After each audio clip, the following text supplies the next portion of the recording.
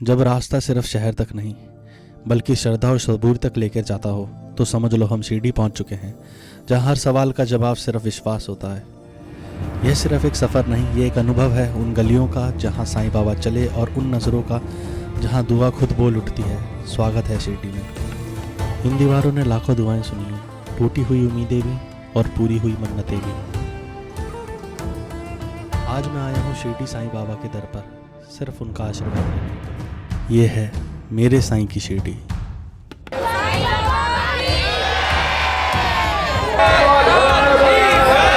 इस यात्रा में हम पहुंचेंगे खंडोबा जी के उस मंदिर तक जहां साईं बाबा को पहली बार साईं नाम से पुकारा गया, और फिर देखेंगे शिरडी के वो घर जहां बाबा के भक्त रहा करते थे।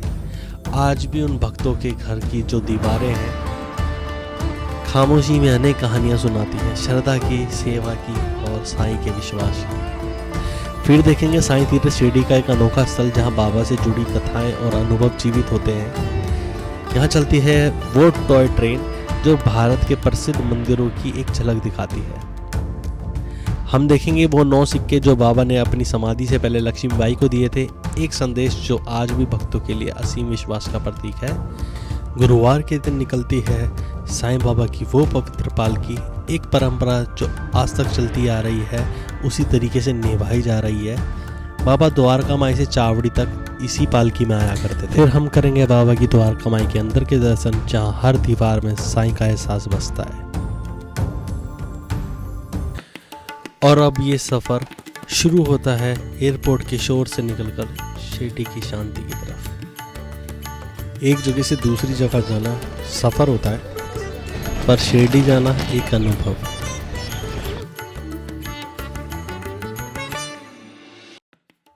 ये सच है, बाबा को मानने वाले लाखों करोड़ों लोग हैं, पर कुछ ऐसे भी भक्त हैं जो आज की ज़िंदगी की भीड़ में कहीं खो गए हैं।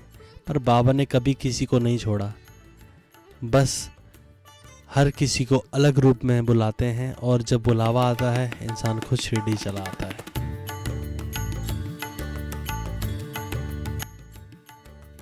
बाहर निकलती ही एक मासूम सी जिंदगी दिखती है, फिर एक ईमानदार मूंगफली बेचने वाला और एक माला बेचता हुआ इंसान। शिरडी में हर रूह बाबा की ही भेजी हुई लगती है। बस एक विधि भव सागर तारी, जिनको पूजत कृष्ण बिहारी, जिनको पूजत कृष्ण बिहारी। मैं खड़ा हूँ द्वारका माई के पास। यहाँ हर इंसान, हर जिंदगी बाबा के सबका मालिक एक को जीते हुए लगते हैं। दर्शन के लिए लोगों की भीड़ लगी हुई है, पर हर चेहरे पे श्रद्धा है, हर कदम में सब्र। यहाँ भीड़ सिर्फ लोगों की नहीं लगती, यहाँ आस्था इकट्ठा होती है दर्शन के लिए। तरी सर्व श्री साई भक्तांनी सदर टोकन कुंभमेळ्यात जाण्याचे करावे ही नम्र विनंती। ओम साई राम। दोस्तों, मैं ये व्लॉग उनके लिए बना रहा हूँ जो शिरडी जाने का सपना देखते हैं पर किसी वजह से नहीं जा पा रहे। अगर आप ये देख रहे हो तो समझ लेना बाबा ने आपको भी बुलाया है। मैं इस व्लॉग में सिर्फ अपनी यात्रा नहीं दिखा रहा, मैं आपको अपने साथ लेके जा रहा हूँ।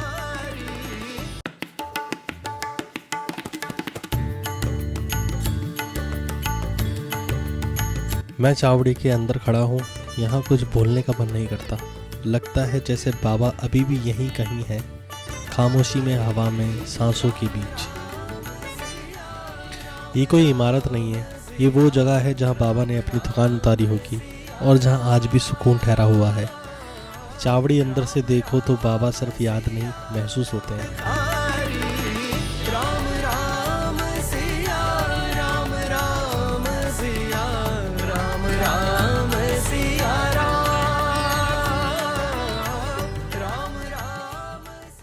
शिरडी में हर जगह बाबा मौजूद हैं, किसी की दीवार पर, किसी दुकान पर, किसी की गले में पहनी हुई माला पर। यहाँ बाबा सिर्फ मंदिर में नहीं, हर जगह बसते हैं। अभी मैं एक छत पर आया हूँ, यहाँ से बाबा की समाधि मंदिर का ऊपर का हिस्सा दिखता है, और बिल्कुल इसके नीचे ही उसी ज़मीन पर बाबा की समाधि है, जहाँ हर दुआ आंखें खामोश हो जाती है।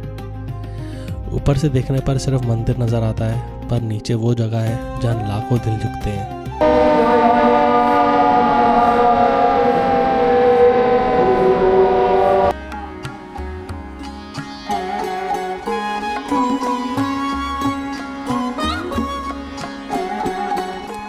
यह है खंडोबा जी का मंदिर। यही वो जगह है जहाँ पहली बार साईं बाबा को साईं नाम से पुकारा गया। जब बाबा शिरडी आए तो यही म्हालसा पति ने कहा आओ साईं, और तब से बाबा साईं बाबा बन गए। इस मंदिर की दीवारों पर बाबा को सिर्फ नाम नहीं मिला, पहचान मिली और शिरडी को अपने साईं बाबा। अंदर कदम रखते ही मैंने सिर्फ अपना सर नहीं झुकाया, अपनी सारी थकान, सारे सवाल वहीं छोड़ दिए। बिना कुछ बोले बस सर झुका दिया, क्योंकि यहाँ लफ्ज़ों की ज़रूरत नहीं होती। दोस्तों, यही है वो पुराना मंदिर जो आपने टीवी पर देखा होगा, मगर असली ज़िंदगी में यहाँ का एहसास कुछ और ही है।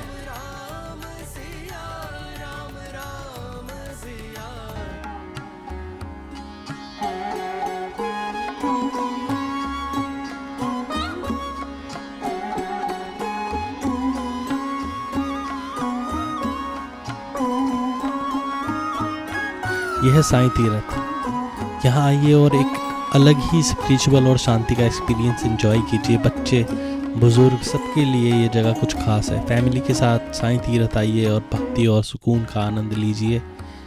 यहाँ आके ना सिर्फ दर्शन मिलते हैं, बल्कि एक साथ बिताए पल यादगार बन जाते हैं।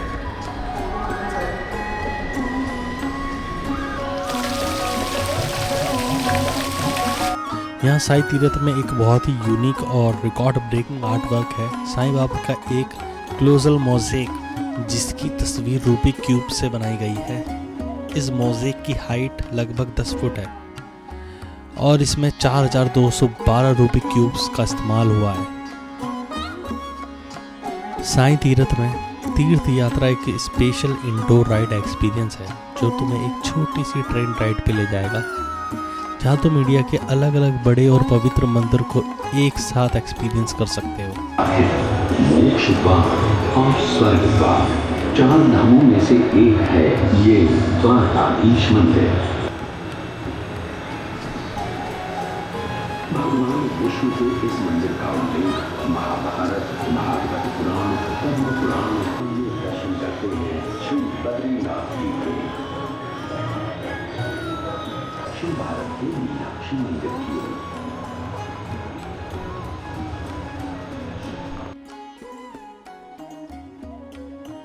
इस मंदिर के 50 मीटर ऊंचे 14 गोपुरम वास्तुशिल्प के सौंदर्य का प्रतीक है।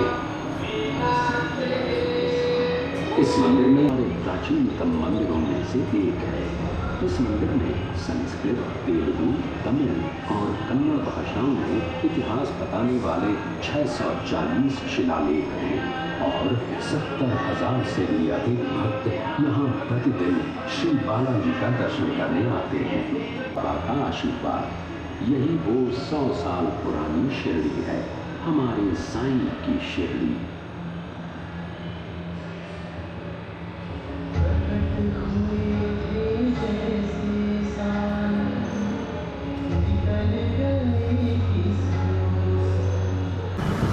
दोस्तों देखो, अभी मैं जा रहा हूँ चिन्ना राव पे, ठीक है। और मैं आपको बताऊँ, चिन्ना राव भाई बहुत famous South Indian food sell करते हैं यहाँ पे, है ना। तो भाई यहाँ पे मतलब मेरे को तो नहीं लगता उससे बेस्ट। अगर साउथ इंडियन फूड आप लोग खाते हो तो उससे बढ़िया कुछ है ना। मैं आपको भी दिखाता हूँ। अभी मैं आऊँ चिन्ना राव पे और यहाँ का साउथ इंडियन फूड ट्राई करने। यहाँ हर बाइट में टेस्ट है और हर पल में शांति और मज़ा। चिन्ना राव इंडियन डिलीशियस और भक्ति के साथ शेयर करने का ही मज़ा ही अलग है। पेट भी खुश, दिल भी खुश। और हाँ, बाबा के दर्शन भूखे पेट नहीं किए जाते, खुद बाबा ने कहा था और यहाँ आके लगता है ये बात सच है। बाबा के सामने सिर्फ श्रद्धा और पवित्रता होनी चाहिए, ना कि भूख या लालच।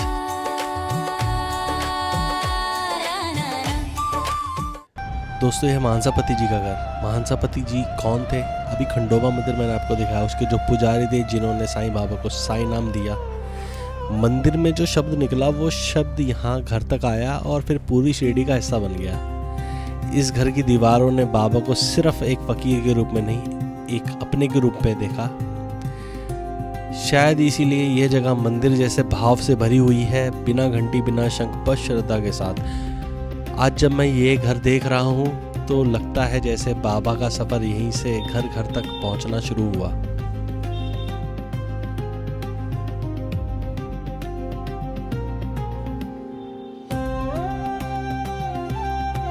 दोस्तों अभी मैं जा रहा हूँ कुलकर्णी सरकार के घर पे। कुलकर्णी सरकार जो शुरू में बाबा को समझ नहीं पाए, उनके मन में बहुत सारे प्रश्न थे, संशय थे, जैसे हम सबके मन में होते हैं, लेकिन बाबा ने कभी उनको दूर नहीं किया, ना डांटा ना समझाया, बस अपनी लीलाओं से उनका मन बदल दिया। कहते हैं बाबा लोगों के अंदर का अहंकार है ना, जो शब्द से नहीं अनुभव से तोड़ देते हैं। और यही कुलकर्णी सरकार के घर के आसपास बाबा की एक लीलाओं ने श्रद्धा और सबूरी का बीज बोया। इस सफ़र में एक नाम और उभरता है, श्यामा। यह है श्यामा का घर, बाबा के उस वक्त का घर जिनके लिए बाबा के वचन ही सब कुछ थे। कहते हैं श्यामा ने कभी बाबा से सवाल नहीं किया, बस माना। बाबा भी श्यामा पर पूरा भरोसा करते थे, अपनी बात अपना संदेश कई बार उनके ज़रिए कह देते थे। ये जो दरवाज़ा आप देख रहे हो, ये उसी दौर का दरवाज़ा है, बिना किसी दिखावे के। इस घर के अंदर कभी बाबा की बातों पर विचार हुआ होगा, कभी उनकी लीलाओं पर चुप्पी छाई होगी। बाबा ने कुलकर्णी सरकार को शब्द से नहीं अनुभव से समझाया, और जब अनुभव बोलता है तो संशय धीरे धीरे श्रद्धा में बदल जाता है। ये जो घर आप देख रहे हो, यह है बेजा माई का घर, उसी दौर का घर। यहीं बाबा सबसे पहले भिक्षा मांगने आया करते थे। बेजा माई जिन्हें बाबा सिर्फ भक्त नहीं माँ समान मानते थे। और दोस्तों ये वीडियो नॉर्मल ऑडियंस के लिए नहीं बना रहा हूँ मैं, जो साइंस चरित्र पढ़ चुके हैं, जो जानते हैं कि बाबा के लिए भिक्षा सिर्फ भोजन नहीं थी, वो एक लीला थी। और जो लोग बाबा को अभी नहीं जान पा रहे हैं, उनके लिए मैं एक अलग से वीडियो बनाऊंगा, ताकि ये कहानी पूरे भाव के साथ समझी जा सके। आज जब मैं बेजा माई के इस घर को उसी दौर के रूप में देख रहा हूँ, तो लगता है जैसे बाबा के कदम आज भी यहीं कहीं गूंज रहे हैं। अब मैं आपको आज के ज़माने का घर दिखा रहा हूँ, तात्या कोटे पाटिल का घर। तात्या बेजा माई के बच्चे थे, जिन्हें बाबा ने सिर्फ भक्त नहीं अपना माना था। साइंस चरित्र में आता है, जब तात्या पर मुश्किल आई, जब उनके प्राणों पर बात आई, बाबा ने अपने प्राण दिए, उनकी रक्षा करी। ये सिर्फ चमत्कार नहीं था, ये एक माँ का प्यार था। और बाबा के लिए तात्या सिर्फ भक्त नहीं, वो मामा थे। बाबा ने तब वचन दिया था, मैं इसे कुछ नहीं होने दूंगा। और जब आप लोग इस घर की वीडियो देख रहे हो, तो लगता है जैसे बाबा के वो वचन आज भी जिंदा है।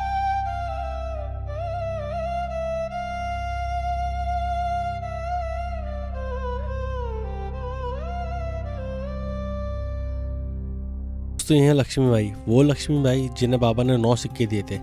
जब बाबा अपना शरीर छोड़ने वाले थे, तब लक्ष्मीबाई बहुत रो रही थी।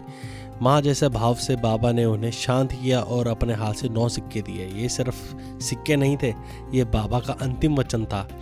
जैसे कह रहे हो, मैं जा रहा हूँ, पर तुम्हारी जिम्मेदारी मैं छोड़ कर नहीं जा रहा।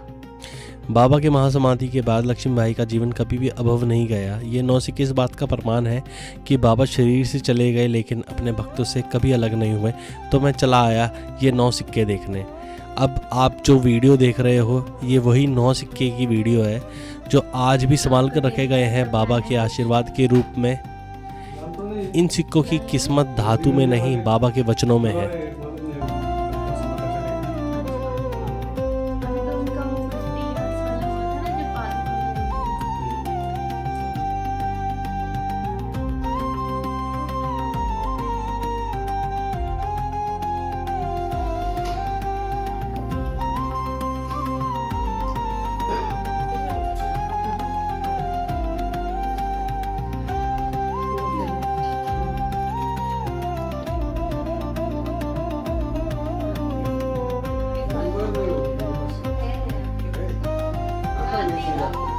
मेरा व्हाट्सएप नंबर भी चाहिए।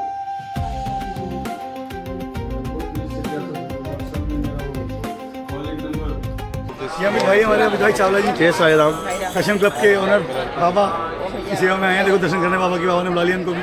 हम आए, हमारे पीछे पीछे ये भी आ गए, गाड़ी से आए और ये भी साईं की फौज करेगी फौज। ये हमारे सिद्धि भाऊ है, जहाँ जाते वहाँ आ जाते, जहाँ जाते जहाँ पे एक जगह वहाँ पे सब जाएंगे। साईं की फौज करेगी फौज। चलो जी। जय साईं राम, मैं अमित चावला दिल्ली से। जैसे कि मैं आज शिरडी में आया हूँ, बाबा की नगरी, जो दूसरा स्वर्ग कहा जाता है। और मेरे भाई है पराग जैन, जो पाला जैन जी के बेटे। अभी आपने देखा होगा बाबा जी की हमें खिड़की बनी है सोने की। और अंकल जी ने गाना भी बहुत पहले गाया था, मेरे घर के आगे साईनाथ तेरा मंदिर बन जाए। उनके सपूत हैं पराग जैन जी, प्यार और साथ इनका बहुत प्यार साथ, हमारे सचिन भैया, मन्नी भैया, पराग, हमारे पंकज भाई, शिखा दीदी, सुनील भैया, ये हमारा विवो भाई, ये हमारा साई परिवार है, साई जी की फौज है, हमारे सचिन भैया। यही शिरडी माँ की कैसा फील होता है? शिरडी हमारा दूसरा घर है। वाह जी वाह। रीस्टार्ट। और फिर गुरुवार का दिन आ गया। शिरडी में आज कुछ अलग ही, हज़ारों लोग एक ही आवाज़, एक ही नाम पुकार रहे हैं।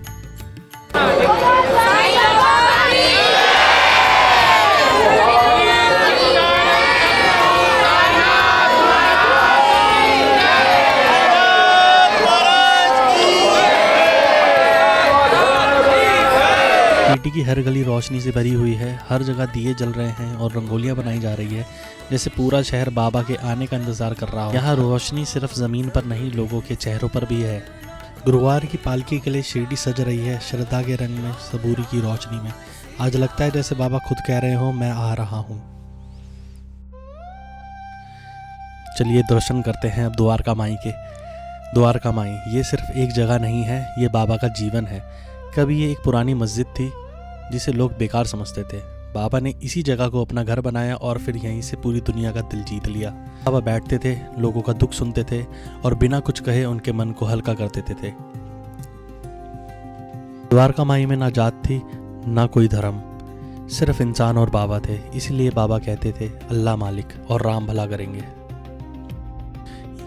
यह धुनी है द्वारका माई की, वो पवित्र आग जो बाबा के समय से आज तक जल रही है।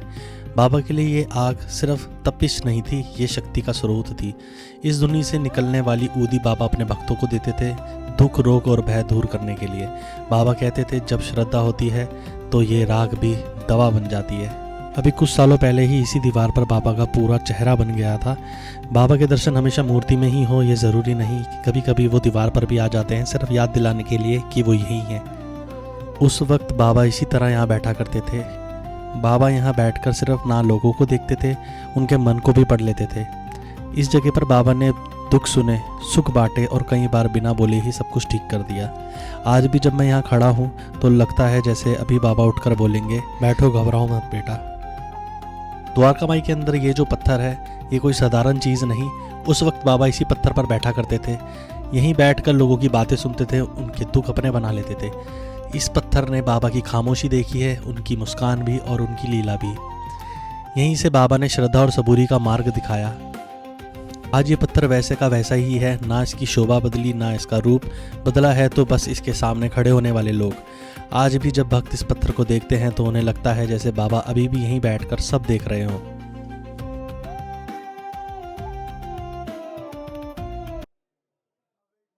अब मेरे साथ और हज़ारों शिरडी वासियों के साथ हम इस पालकी को शुरू कर रहे हैं। ये सिर्फ एक यात्रा नहीं, ये बाबा का स्वागत है। हर कदम में एक ही आवाज़ है, साईं साईं।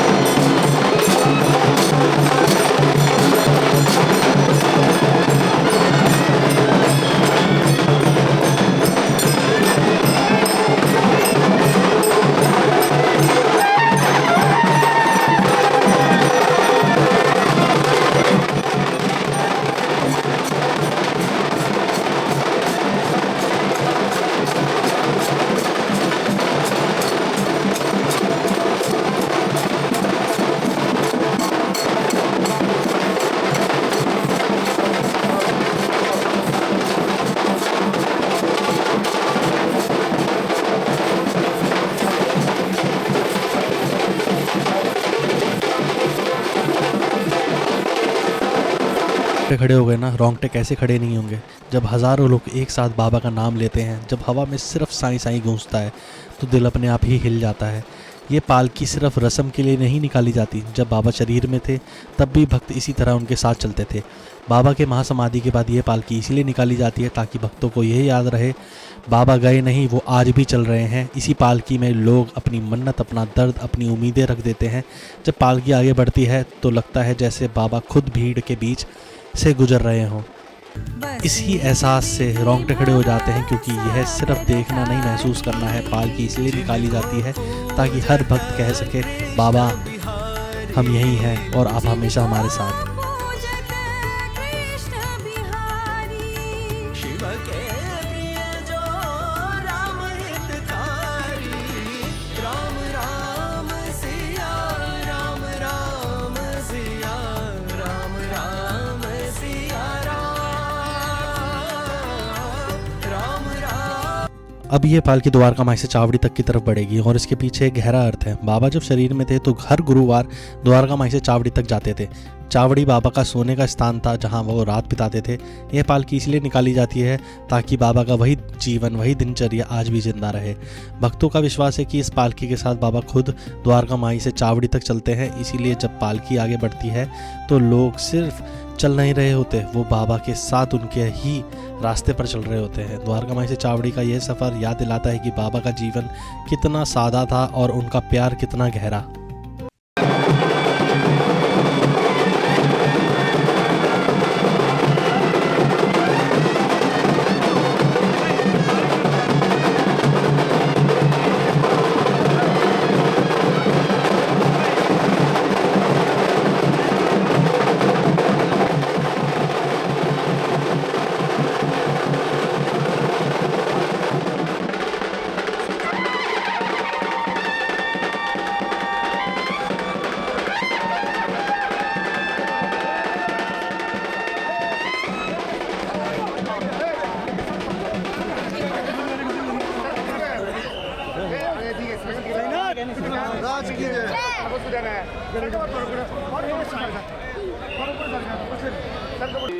देखो कैसा लग रहा है, हज़ारों लोग एक साथ बाबा की आरती कर रहे हैं। हर हाथ उठा हुआ है, हर आंख में श्रद्धा है और हर आवाज़ में बाबा का नाम। आप भी यहीं हो हमारे साथ, जहाँ भी हो आंखें बंद करो और इस आरती में अपना मन जोड़ लो। आज शिरडी नहीं, बाबा खुद आपके पास आए हैं। हमारे साथ आरती करिए श्रद्धा के साथ और सबूरी के साथ। जय साईं राम।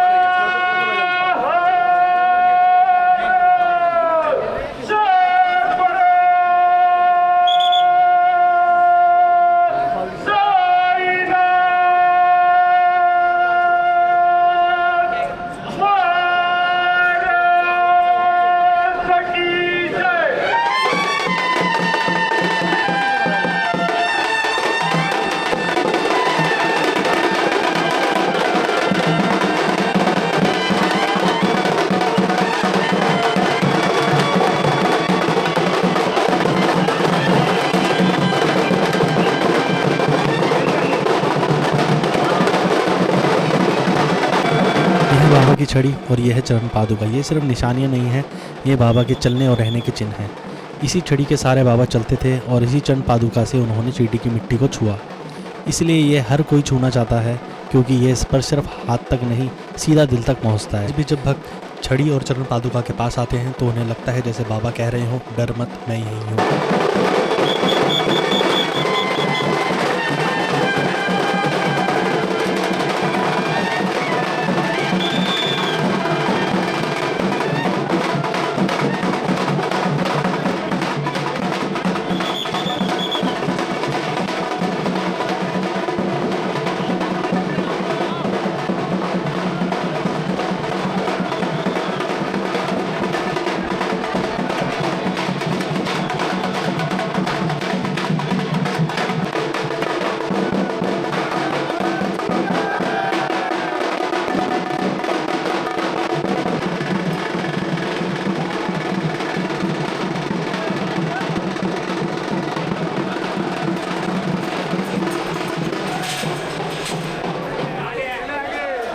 देखिए बाबा के ऊपर चढ़ाए गए फूलों की एक छोटी सी पंखुड़ी नीचे गिर जाती है और ये औरत इस एक पंखुड़ी को बाबा का प्रसाद मानकर मांग रही है। किसी के लिए ये सिर्फ फूल हो सकता है, लेकिन उनके लिए बाबा का इशारा, यही तो विश्वास होता है। जब चीज़ें छोटी होती है पर भाव बहुत बड़ा। कभी चमत्कार दिखाने का दावा नहीं किया, पर जिन्होंने भरोसा किया उनके लिए हर पल चमत्कार बन गया। ये दृश्य याद दिलाता है कि बाबा तक पहुंचने के लिए भीड़ नहीं चाहिए, सिर्फ श्रद्धा चाहिए। इस वीडियो को मैं यहीं एंड कर रहा हूँ दोस्तों, लेकिन अगली वीडियो में मैं आपको उन साईं भक्तों से मिलवाने वाला हूँ बाबा की कृपा से जिनसे मैं मिला। कोई बाबा की सेवा करते करते मंदिर के बोर्ड मेंबर होने तक का सफ़र तय करता है, कोई बाबा का नाम सुरों में जीता है, कोई उनकी लीलाओं को कहानियों में बताता है और कोई अपने घर और दुकान को बाबा का दरबार बना देता है। मेरे घर के आगे साईनाथ तेरा मंदिर हो जाए, ये सिर्फ एक बहुत मशहूर भजन नहीं रहा। आज सच में मंदिर के सामने उनकी दुकान है। सब अलग अलग रास्ते पर हैं, पर मंजिल एक ही है, साईं बाबा की कृपा। यहाँ कोई अपनी बड़ी बातें नहीं करता, यहाँ बाबा खुद अपनी लीला दिखाते हैं। इसलिए हम कहते हैं ये है हमारा परिवार, साईं परिवार। जय साईं राम।